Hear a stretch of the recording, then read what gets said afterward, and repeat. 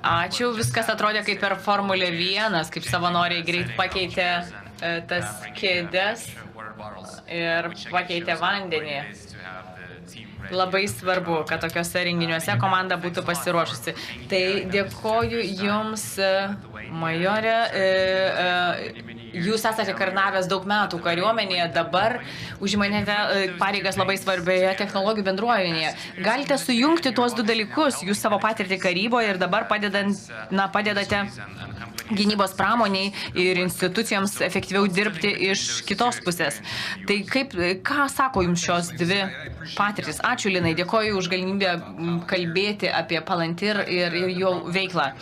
Man atrodo, bandome spręsti tą problemą, kuri yra gan paprasta. Bet kuris kariuomenės vadas nori išspręsti tą problemą. Kaip realių laikų suvokti esamą problemą, priimti tinkamus sprendimus kasdien, reikiamų mastų ir greitai, kai reikia kasdien. Aš esu buvęs kariuomenės vadu kelis kartus ir tai yra visuomet ta pati problema, su kuria susidurėme. Ir dabar ji yra apsunkinta dar tik tai, sakyčiau, informacija ir informacijos gausa. 95% operacijų centrų įmonėse atrodo, kad matote daugybę duomenų, daugybę ekranų ir viskas atrodo gan įspūdingai, kiekvienas parodo kažkokį žemėlapį, duomenis ir galiausiai suvokėte, kad daugelis tų sistemų nėra susietos tarpusavį, nekomunikuoja, o darbuotojų indėlis, koks būna darbuotojai, beveik daro tą patį, ką mes darėme 30 metų, naudojasi Microsoft įrankiais ir apsiriboja PowerPoint skaidrėmis, A4 formato lapais ir norite, kad aukščiausio lygio vadovas priimtų sprendimus, o mes iš tiesų juk to nenorime. Buvau Palantir klientu ir mes norėjome pasinaudoti vienu jų produktu, kuris iš tiesų keisti visą paradigmą. Duomenimis pagrįstas požiūris, tai jis yra tikrai svarbus. Ar matote pokytį per pastarosius 5 ar 10 metų, kaip tie duomenys keičia sprendimus priimančių žmonių gyvenimus?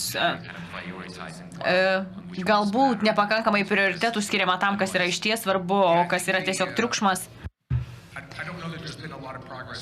Žinau, kad per pastaruosius 5 metus pažangos pasiekta nemažai, tačiau iš esmės kalbame apie tą duomenų išgryninimą ir tą, ką darė Eisenhoweris antro karo metu. Mes skaitmenizuojame duomenis, kai kurios sistemos automatiškai pateikia duomenis, bet jeigu neįmanoma jų integruoti, tai jie visi yra tik tai padriki skyriai. Ir jeigu negalima sulieti tų duomenų, Intel bendruomenė reikia susijęti tuos duomenys ir tą nerengva padaryti, tai kyla iššūkių. Tai kibernetinės sritis, kosmoso sritis ir visos tos sritis, duomenys iš jų reikia apjungti, sulieti, ir tai turėtų leisti mums daryti tinkamus sprendimus. Duomenys, juos reikia gebėti pasidalyti, tai taip pat tampa iššūkiu ir dar vienas dalykas svarbesnis sąjungininkams, ko gero, kaip dalytis tą informaciją ir kaip tą informaciją, kurią mes dalyjamės, kurią mes kalbame apie operacijas, kad tai nebūtų, tarkim, daroma elektroniniu paštu, o būtų daroma saugiais kanalais. Tai vis dar daugelis organizacijų taip veikia ir mes turime tai įveikti, šiek tiek pajudėjome į priekį, bet iš esmės tai viskas dar taip laukiame sprendimų. Tai informacija pasensta, kai jau tu ją sudedi į prezentaciją. Esu girdėjęs iš gynybos ministerijų ne kartą, kad Palantir ar panašios technologijų įmonės panašaus lygmens. Ar yra panašių bendrovių į Palantir, tai daugelis sako, kad ne. Ir jūs dirbate su labai jautriu sektoriumi. Slapčiausia informacija, labai jautrus sektorius. Ir tokiu būdu jūsų bendrovė tarsi tarpa tų esminių pokalbių pasaulyje dalimi. Kaip jūs sprendžiate šį klausimą? Kaip jums pavyksta įtikinti ministerijas ar žvalgybų tarnybas, kad tai, kad jūsų indėlis nenutekins kažkokių duomenų ir sukels grėsmės. Mes neparduodame ir neperkame duomenų. Pirmiausia, mes juos integruojame, turime specialius įrankius, kurie padeda pasinaudoti įrankiais ir palengvina sprendimų priėmimą. Toje organizacijoje mes pasinaudojame jūsų duomenis, jūsų sistemos, automatizuojame jūsų darbo srautą ir siekime apsaugoti tuos duomenis, kuriais jūs dirbate. Kiekvienas darbuotojas yra apmokamas, jam išaiškinama, kad viskas turi būti daroma tinkamai. Ir tai yra vyriausybinis įrankis, tų duomenų naudojimas yra griežtai reglamentuotas ir mes laikomės. Ukraina, ko gero, yra gyva laboratorija, išbandant įvairiausias naujas karybos technologijas. Deja, čia, liūdnoji pusė karo, tačiau daugeliu požiūrių tai yra ir naudinga. Tai kokių pamokų išmokote Ukrainoje ir kaip karybos pobūdis jūsų nuomonė keičiasi? Ar yra kažkokių esminių pokyčių? Nes kai kurie sako, kad niekuomet nekalbėjome tiek apie dronus, kiek kalbame šiandieną ir tas nepasikeis. Tuo tarpu kiti sako, kad vis dėl kalbame apie daugelį tų pačių dalykų, apie kuriuos kalbėjome vos ne ir pirmo ir antro pasaulinio karo metu, kad apie karius, jų skaičių ir visą kitą. Man atrodo, matome tam pokytį ir būtent tas pokytis, apie kurį visuomet kalbame, tai kad visi sensoriai mūšio lauke, skraidantis objektai ir informacijos prieinamumas. Gal labai greitai gali matyti dalykus, jeigu gali veikti iš karto nedelsiant, o jeigu ne, tuomet prarandi galimybę. Dirbtinio intelekto panaudojimas, ką ir daro Ukraina, veidų atpažinimo panaudojimas ir panašiai. Kalbėjimas apie masinį išplėtimą iki masinio lygio, ar tai būtų dronai jūroje, vandenyje ar sausumoje. Taip, dronai keičia šiek tiek karybos pobūdį.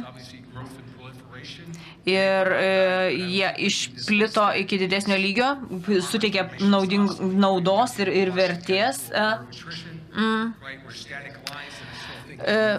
Tačiau manau, kad manevrų karyba vis dar yra aktuali ir to niekas nepakeis.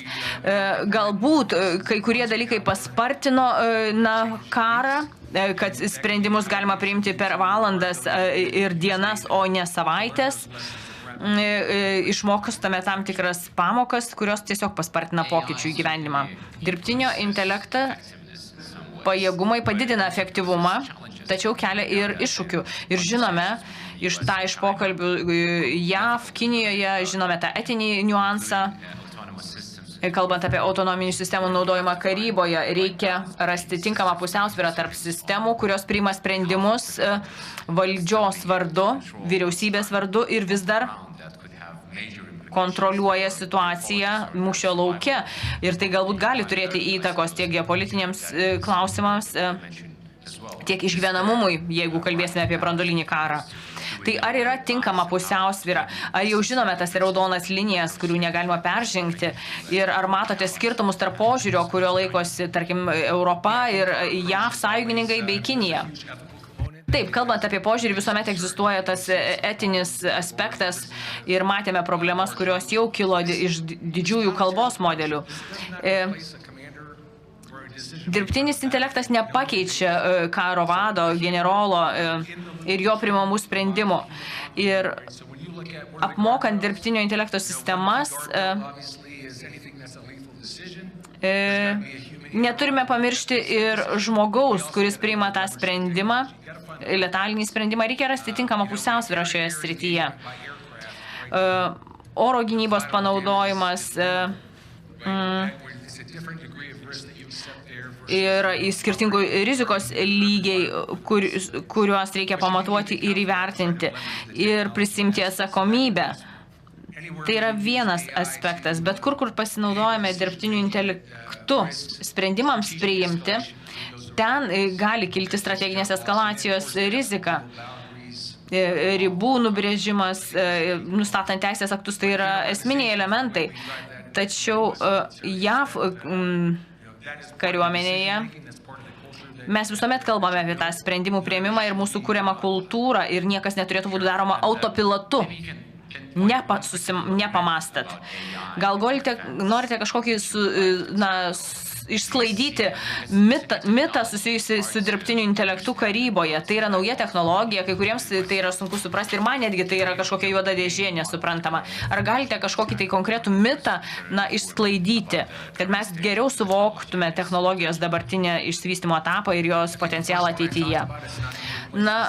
Kaip ir sakiau, sprendimų priėmimo nepakeis tos technologijos mūšio lauke. Ir aš kalbu daugelį konferencijų ir visuomet mane nustebina, kiek žmonės vis dar kalba apie tai teorinėme lygmenyje ir ką dirbtinis intelektas gali padaryti, kad kažkas tai toli, aukštai ir niekuomet nekalba apie praktinį taikymą. Palantir produktai gali suvirškinti visus jūsų duomenys organizacijos, išvalyti juos ir pritaikyti dirbtinio intelekto naudojimui. Tai čia technologija jau yra. Žmonės dėl to nerimauja. Daugeliu atveju kitos vyriausybės, kitos žvalgybos tarnybos ar policijos pajėgos jau naudoja tokias technologijas. Technologija jau yra. Ji prieinama ir gali būti naudojama. Ir ta technologija tikrai labai naudinga. Tai, tarkim, ginkluotės varžybose, ar jūs norite būti pirmasis, kuris apsiginkluosite, ar norite laukti, kol ta technologija bus ištobulinta. Niekuomet nepasieksime to tobulumo. Ir negalima laukti, kol kažkas ateis ir apmokys jūs to, ką jūs turite suvokti apie tą technologiją. Didžiausias sunkumas, kurį teks įveikti įgyvendinant šios pajėgumus organizacijoje, tai bus organizacijos kultūra. Technologija jau yra. Mes galime apdoroti duomenis, galime juos išgryninti, pasitelkti dirbtinio intelekto įrankius. Tačiau jeigu organizacija neturės tinkamai apmokytų darbuotojų ir nemokės naudotis tais įrankiais. Jeigu ir toliau tai bus juoda dėžė, kurią tik tai įjungėt ir tikitės, kad jį išspręs jūsų problemas, tai niekas nepasikeis. Palantir produktas yra naudojamas apmokytų inžinierių. Sukuriame tuos duomenų rinkinius, pasitelkėme dirbtinį intelektą ir palengviname jūsų gyvenimą. Tai taip tiesiog bandome išsuvokti ir išsigryninti tuos duomenis, kuriuos jūs turite, o ne kažkokias pasenusias PowerPoint prezentacijas, kad kariuomenės vadai galėtų priimti tikrai realiomis sąlygomis gerai informuotus sprendimus. O ar yra skirtumas, jeigu galvojate apie kokybę ir kiekybę kariuomenės, karybos, žinote, Lietuvos ir JAV kariuomenė labai skiriasi dydžiu. Ar galime pasinaudoti technologijų pranašumais, bendraja prasme? Žinote, visi kalba apie Jungtinę Amerikos valstijas, kad jos labai galingos tik dėl to, kad didelės. Bet viskas priklauso nuo to, kaip gebate naudoti turimą informaciją ir turimas technologijas. Norint tapti į duomenis orientuotą organizaciją, pirmiausia, reikia dalytis informaciją. Daugiausia informacijos, žinoma, į NATO ateina iš JAV. Nebeapsimoka dalytis PDF dokumentais elektroniniu paštu, o geriau perduoti kažkokius tai duomenų rinkinius. NATO jau naudojasi šios technologijos pranašumais. O einant į mūsų diskusiją į pabaigą, iki kitų metų gruodžio ar lapkričio, ką norėtumėte pasiekti? Maždaug per 12 mėnesių savo darbo srityje ir kokios didžiausios rizikos, į kurias reikia atsižvelgti, bandant pasiekti tų tikslų. Čia kalbame ne apie tai, ką gali padaryti Palantir. Rizika kyla iš neveikimo. Kaip sakiau, technologija jau yra ir organizacijoje galima įgyventi pokyčius per keletą savaičių, priklausomai nuo to, kaip greit galite integruoti duomenis. Ir žinoma, užtrunka tie ilgi pirkimų procesai. Ir jeigu kažkas, vyksta ne taip, tarkim, kaupėte duomenis, o kokią vertę tie duomenis kuria jūsų aukščiausio lygio vadovams, jų sprendimų priėmimui. Tai, man atrodo, didesnė rizika kyla iš neveikimo mūsų potencialių klientų. Palantir nebando visiems primesti savo produktų. Yra daugybė erdvės rinkoje ir kitoms technologijų bendrovėms, kurios kuria unikalius sprendimus. Tačiau tiesiog neveikimas, mano nuomonė,